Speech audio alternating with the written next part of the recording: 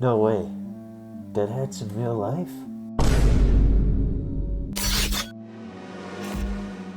DeadHatz.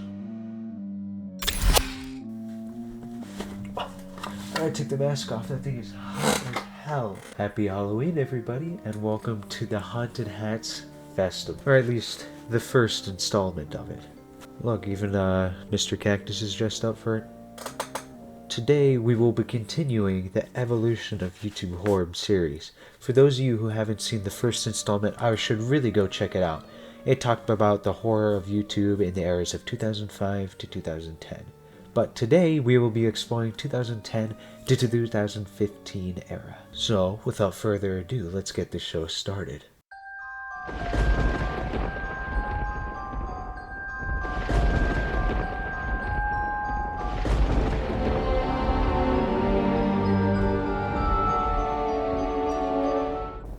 Before I talk about the new trends that popped up, let me talk about the ones that died during this era, the remnants of the previous generation, and the two that suffered the most losses would probably be screamers and ghost caught on tape videos. So during this generation, the new ability to put your mouse over the actual video bar and see what's ahead was introduced, and because of that, screamers were no more. That's right, the introduction of this was a welcome introduction, as you got to see what was ahead in the video. This would cause people who became very screamer cautious to breathe with ease now that they could just simply scroll along the video and see that, hey, there's no screamers here. Pretty much killed off the entire trend. Now, there was still a little bit of these being made. They were really just kind of killed off in this area. Like, I'm talking no more. Pretty much people stopped making them because, one, people were getting tired of them, and two, now you could see them coming, so there was no point. The second one would be the ghost caught on video trend. This is because at this point, the platform had become extremely saturated with these. Almost none of them are real. I'm assuming none of them are real. I don't know. There could be a legit one that blended in with the fake ones that we don't know. But most of them weren't real. Everyone knew this. And also, top 10 videos were really coming through during this era. This is when they first were getting huge. And a lot of them were horror-based. You'd see like top 10 scariest ghosts caught on tape, top 10 this or that, you know, kind of caught on tape. And because now people are already selecting the best of those ghost videos, you didn't have to search through a bunch of them to find them. You could just click on this video and watch 10 of them back to back to back. And because of this, the market for them went down. Viewership went more to these top 10 channels than it did for these actual ghost caught on tape videos. So that trend also died off around this time. Although, one ghost video that I found that really stood out was this one called Girls See Ghosts and Run. This video I actually saw around the time it kind of got big, and it was a huge debate on whether or not this was legitimate or not, because the reactions of the girls on the camera are pretty convincing. These are little kids, they're hard to train for acting, and just kind of seeing them scream when they look into the darkness, whether it's a ghost or something, you know, their imagination playing against them, we don't know. But just kind of that really kind of upped the realness of that video. That's the only different one that I could say that blew up. For the most part, this died, this generation.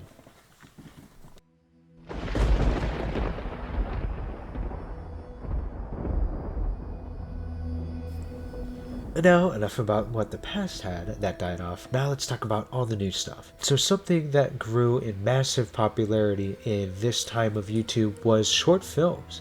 I mean, a couple of these had already existed in the previous generation. Tea Time, for example, is one that did exist previously, but these weren't really that prominent at that time. And if they were, a majority of them were found footage, which was becoming a little overdone in the short film era. We'll talk about Unfiction later. But for now, short films were now getting upgraded per se. We have these filmmakers coming out, and although they're still a little amateur, some of them, it really showed people's passions for filmmaking and how if you just had a good camera and good lighting and some friends who were decent actors, you could make an almost cinematic type film, something that you'd see on the big screen now on YouTube. Some examples of this that were really big was Bedfellows, Smiling Man, and of course Lights Out. Lights Out did come out around this time. I even saw it, and it was pretty damn good.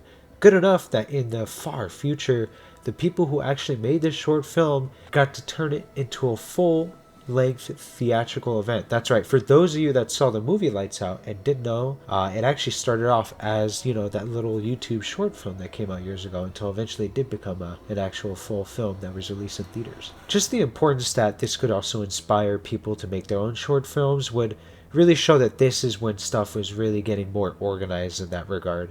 It was less No Through Road where you and your friends are just with the camera, which, no issue, No Through Road was good. But now we're starting to see these more movie-like things on YouTube.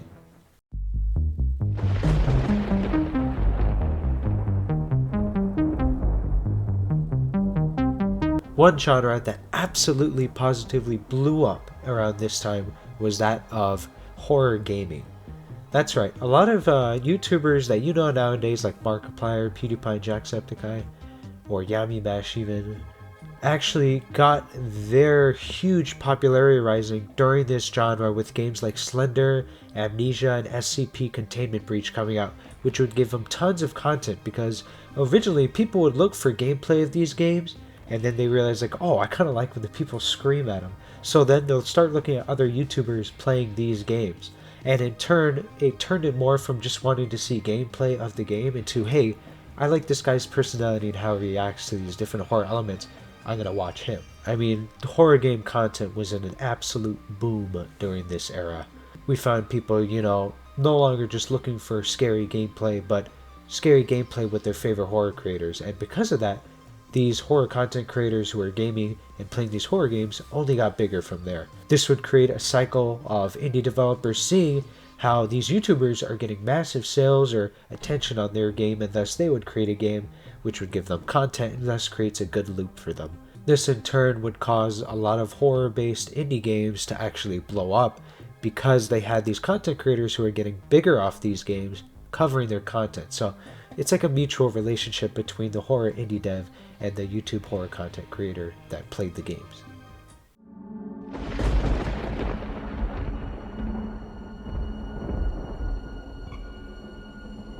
One trend that was extraordinarily prominent during this era is that of the creepypasta YouTuber. These guys would take these creepypastas, a lot of them were coming out around this time or had existed but were just now gaining popularity, and just simply read the stories to you. And because they had a really good storytelling / narrator voice, people would just sit down and just listen to them like it's a spooky story. We have people like Creepypasta, Mr. Creepypasta, and Mudahar, which you might know from some ordinary gamers, who kind of started off, or at least got a lot of recognition just reading these creepypastas, you know, whether it be from real life ones or even like gaming creepypastas. This stuff was just all over the place. And not only was the narration of these stories a huge part of this era, but any fan-related content, such as, oh, someone made a Jeff the Killer animation or Slenderman animation. I mean, trust me, Mexicans freaking love those animations for some reason. Jeff. Comienza.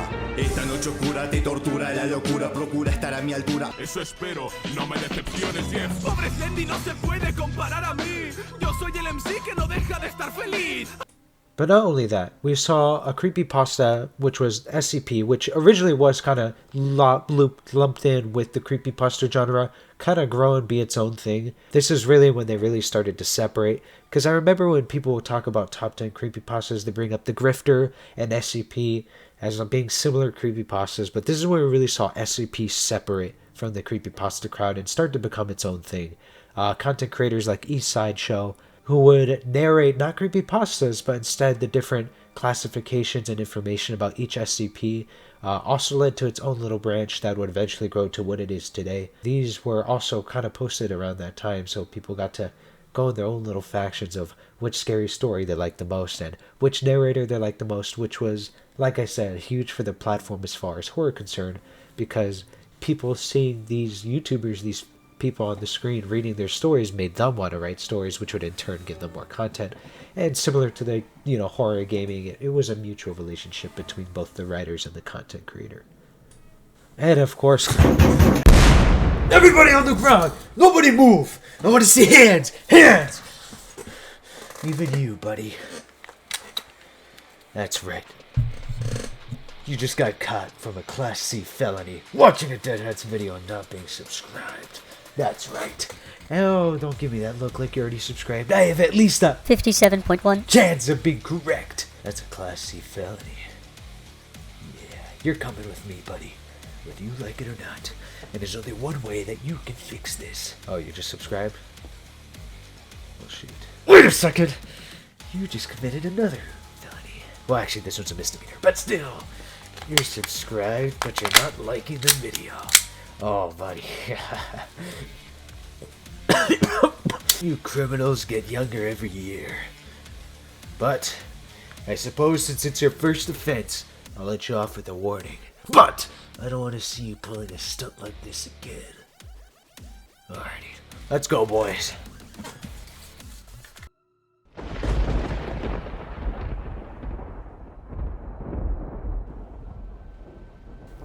And of course, my personal favorite is how this was the huge, and I mean huge, boom of Unfiction and ARG related content. As you know, in my last evolution of YouTube horror video, I discussed marble hornets. If you don't know what that is, damn, that's crazy. I'm not going to explain it, you should know this. Basically, that would only go on to inspire and further have other creators create their own twist on the Slender Man story. Stuff like Tribe 12, EverymanHYBRID, Dark Harvest. These are only a few examples of the many different Slenderverse, and you'll understand why I call it that in a second, videos coming out in that time. These were creators who had their own spin on the Slenderman story, had their own lore and different editing styles and different stories to tell about just this one monster or cryptid. And one thing that happened that you really don't see a lot nowadays, I know it still happens in the Slender part of Unfiction, but you don't really see it outside of that, is that many of these Slenderverse creators would do in-universe crossovers and interactions with each other. For example, EverymanHYBRID would meet up with the Dark Harvest gang, and they each make like their own video about it, and it would be like a crossover with their lores intertwining, which is really cool, and that's why I kind of call it a Slenderverse, or at least that's what it's been dubbed. I didn't come up with that. I'm not going to take ownership of that. But it was basically expanding that universe in itself, and that was just something that was so cool to see, and it was almost like you had to be there to see it. And this generation may have not been when many of these started, but definitely when they started to get the ball rolling. You had many people coming together now, solving the puzzles together and not separately, to try and figure out each of the secrets and storylines hidden inside these videos. And these crossovers only help to popularize it because you'd have audiences from two different Slender creations combining into each other and seeing if they like the other content. Like imagine if nowadays like Walton Files did a crossover with Mandela Catalog or Gemini Home Entertainment. That would be absolutely insane.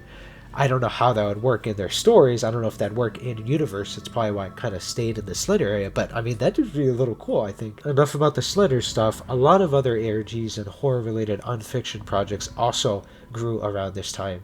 Stuff like AlanTutorial, KrainaGryzBowTV is another one, which I don't know if can be considered Unfiction ARG anymore, but I know when it was first coming out around this time, a lot of people considered it ARG based, or because there was a secret story, people don't know what to call it yet, so it was lopped under the ARG, so I'm going to do that because in that time period, it was kind of considered that. I don't know if it still is to this day, though. And then, other stuff like MyDadsTapes that were not Slender related, but other ARG Unfiction projects that were growing at this time, some bigger than others, but I mean, the fact that it was now branching out of the Creepypasta / Slender related stuff was cool to see, people coming up with their original stories with their original monsters. I thought it was really neat.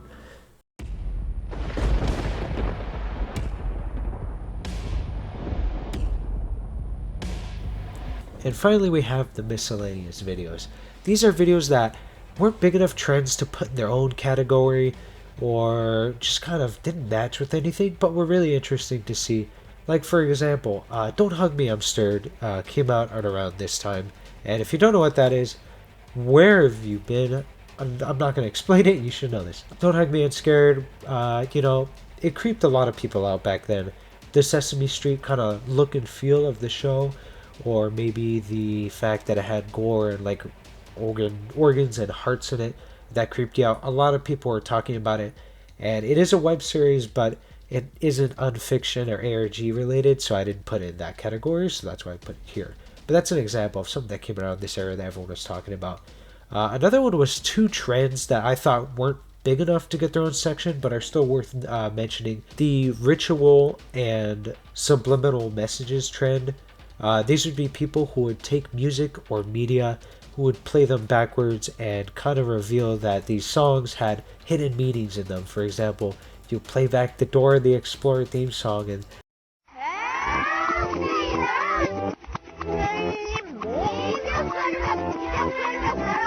according to this YouTuber, she says Hail Satan, which we know probably isn't the case. See, Scare Theater had a decent idea of debunking this. I think it was Scare Theater. I'll put the video in there. But they basically went on to say that by putting captions on these videos, you're automatically going to hear what they think it's saying, when in reality, if you just take those captions away, you have no idea what it's actually saying, you know? Like, if you take audio that sounds like, you don't know what it's saying, but if I put, like, I smell beans, and then, like, oh, it does kind of sound like I smell beans, that must be what they're saying. Obviously, that's not the case, but these videos are definitely pretty creepy. I remember watching these as a kid during this age, and damn, I don't know why, they just creep me out. Just the fact that there's, like, little editing and all this horrible demonic stuff is being said just really rubbed me the wrong way as a kid. And the other trend is going to be the ritual trend. You see, similar to Bloody Mary, people had these ideas like, oh, if you play this game where you light a candle, knock on your door, and jump out the window, a demon will come in your house, or something like that.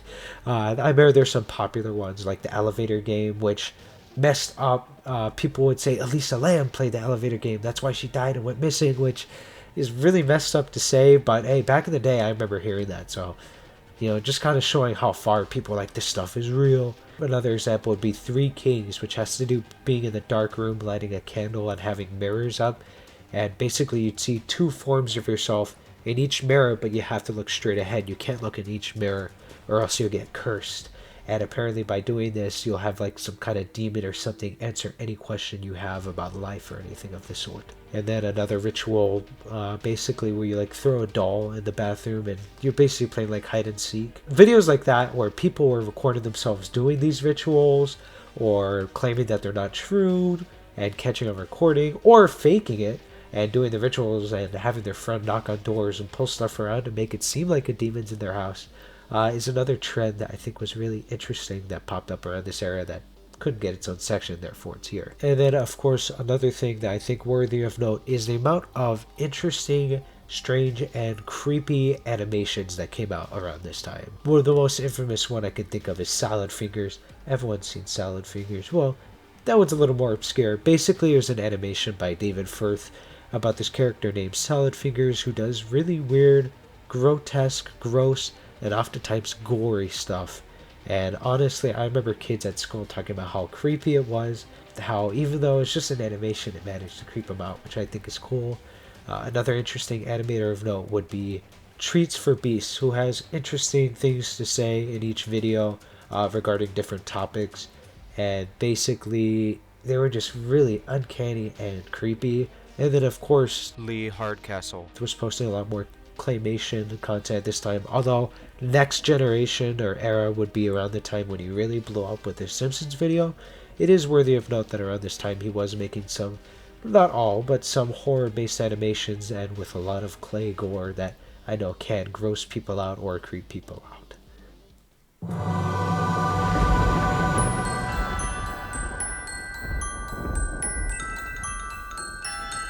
So I'd say this generation was quite strong for YouTube.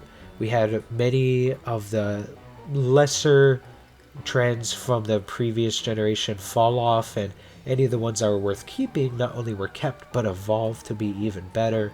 Arguably, you know, I'm sure someone out there prefers the olden days, but I think it definitely saw an improvement of content from this era compared to last. So which is why in the ranking, I'm gonna have to rank this era of 2010 to 2015 higher than that of 2005 to 2010. 2005 to 2010 was a very Wild West age of YouTube horror, and I feel like this era also was as well, but organized enough where it wasn't a mishmash or people trying to get cheap scares out of you. Most of it was well thought out scares, but still having a lot of the freedom that we lack nowadays. And not only that, we got to see many great trends and YouTubers and content creators themselves covering horror content kind of rise from this era. It's still a Wild West, but definitely not as unfamiliar with the idea as it was previously. For a good reference, let's say last era was the Wild West. This era would be Red Dead Redemption.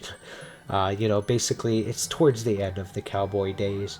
You still have some Wild West stuff going around, but the organization definitely helps it from being a complete mess. And the introduction of the scary top 10 videos, which although nowadays is completely overdone, at this era it really did help kind of streamline good, better content to people, whereas otherwise they would have to sift through all this bad content. Do you disagree? Let me know in the comments. Is there any videos I missed? Let me know in the comment. I'll check it out and, see if I really did miss something big or kind of regret not mentioning this video. Obviously, I can't mention every single thing. I just kind of went over the hallmarks of what I think was pretty big and important tidbits for that era. And yeah, thank you for watching the second installment of the evolution of YouTube horror. But this is only the first installment of the Haunted Hatz Festival, and Haunted Hatz does not end here. Stay tuned.